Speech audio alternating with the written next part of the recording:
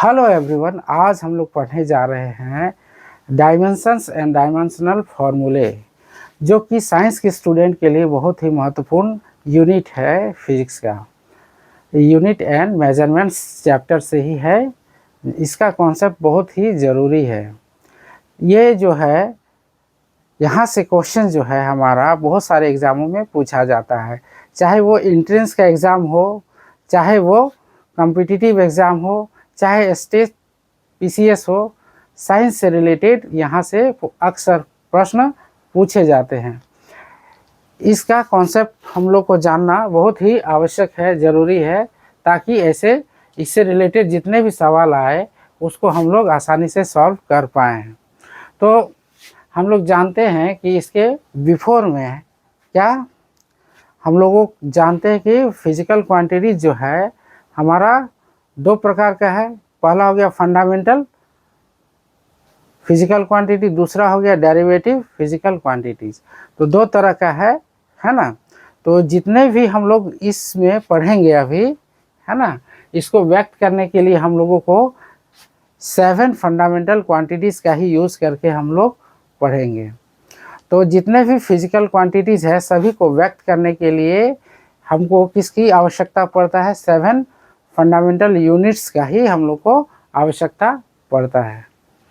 तो देखते हैं हम लोग आज जो है डायमेंशन से सवालों को।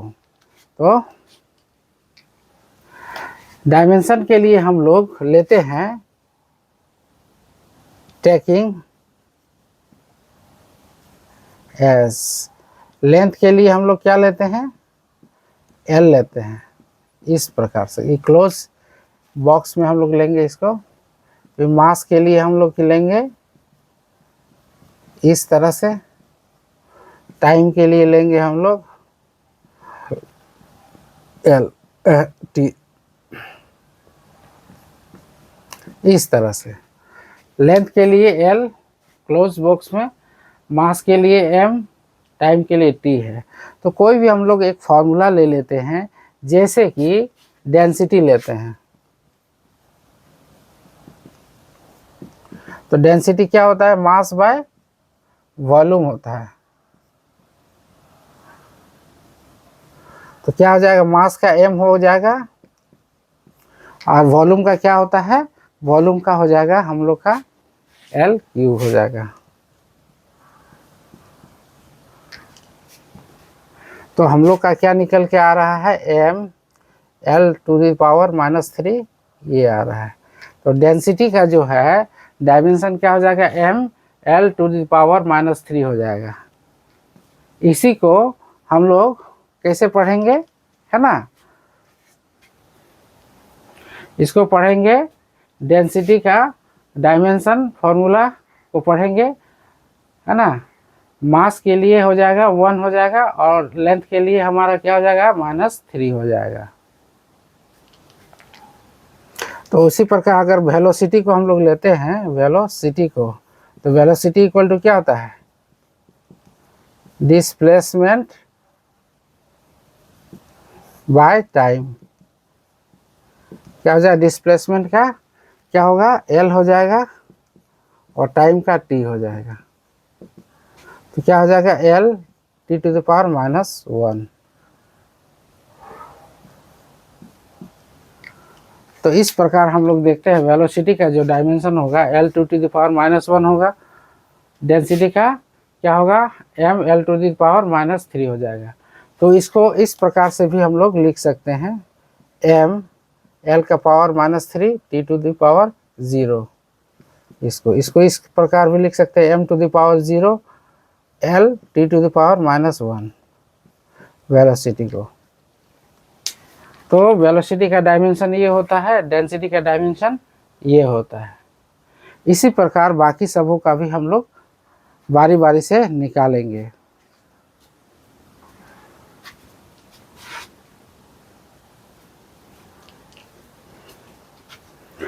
तो देखते हैं आगे हमारा एक्सीलरेशन के लिए क्या हो जाएगा? एक्सीलरेशन के लिए वेलोसिटी बाय टाइम हो जाएगा। अब वेलोसिटी का हम लोग का क्या निकल के आया था, L T to the power -1 और टाइम का टी, तो क्या हो जाएगा हमारा L T to the power -2 हो जाएगा, ये हो जाएगा इसका डायमेंशन। इसको हम लोग लिख सकते हैं m to the power 0 L T to the power -2।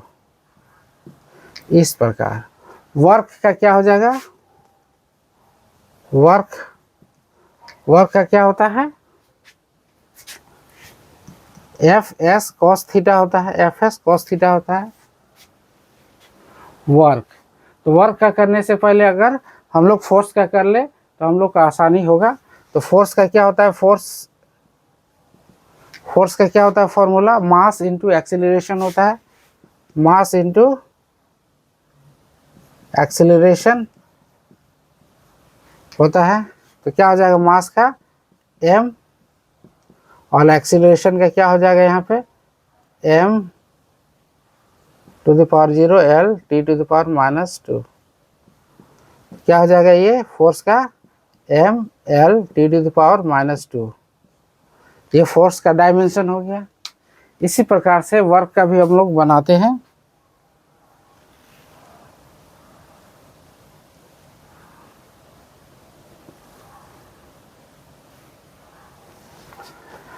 तो work equal to F S cos theta होता है, ये फॉर्मूला है हमारा वर्क का। तो फोर्स के लिए हमारा क्या आया है, अभी हम लोग देखें M L T to the power -2, S जो है वो क्या है हमारा डिस्टेंस है, तो क्या हो जाएगा एल हो जाएगा। तो क्या हो जाएगा M L to the power 2 T to the power -2 work के लिए। उसी प्रकार पोटेंशियल एनर्जी काइनेटिक एनर्जी के लिए क्या हो जाएगा, आइए देखते हैं।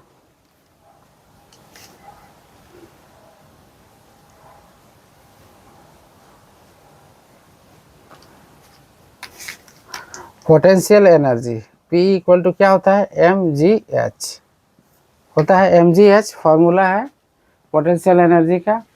तो क्या हो जाएगा एक्सीलरेशन का क्या होगा, हम लोग अभी निकाले एक्सीलरेशन का, क्या निकाले थे, एक्सीलरेशन इक्वल टू हमारा आया था m l का power 2 acceleration velocity by time था हमारा। तो वेलोसिटी का क्या होता है एल टी का पावर -1 और ये इसका हो जाएगा T L T to the power -2। तो एक्सीलरेशन का हमारा L T to the power -2 होता है और एम का क्या हो जाएगा, यहाँ एम हो गया मास का, जी का हो जाएगा हमारा एक्सीलरेशन का L T to the power -2 और एच का एल हो जाएगा। तो इस प्रकार हम लोग देखते हैं, इसको खाली अरेंज करना है हम लोगों को। तो एनर्जी का डायमेंशन क्या हो जाएगा हम लोग का एम एल का power 2 T to the power -2, ये हो गया हमारा पोटेंशियल एनर्जी का फॉर्मूला डायमेंशन का। उसी प्रकार काइनेटिक एनर्जी का भी हम लोग देखते हैं, kinetic energy equal to half mv² होता है।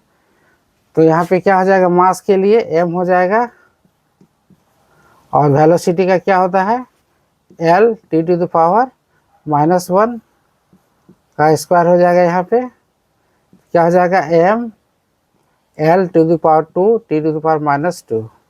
तो देखते हैं चाहे पोटेंशियल एनर्जी हो चाहे काइनेटिक एनर्जी हो, जितने प्रकार की एनर्जी है सभी का डायमेंशन होगा m l to the power 2 T to the power -2 होगा।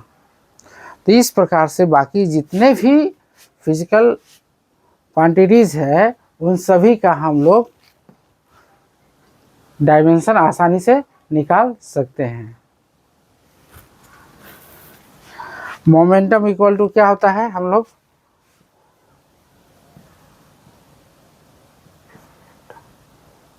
मोमेंटम इक्वल टू क्या होता है मास इंटू वेलोसिटी होता है, मोमेंटम, मास इंटू वेलोसिटी। तो मास का क्या हो जाएगा, m होता है, और वेलोसिटी का हमारा l T to the power -1 क्या हो जाएगा, m l T to the power -1।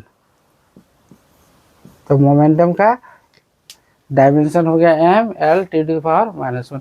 इसी प्रकार जितने भी फिजिकल क्वांटिटीज़ है सभी का यूनिट और डायमेंशन हम लोग आसानी से निकाल सकते हैं।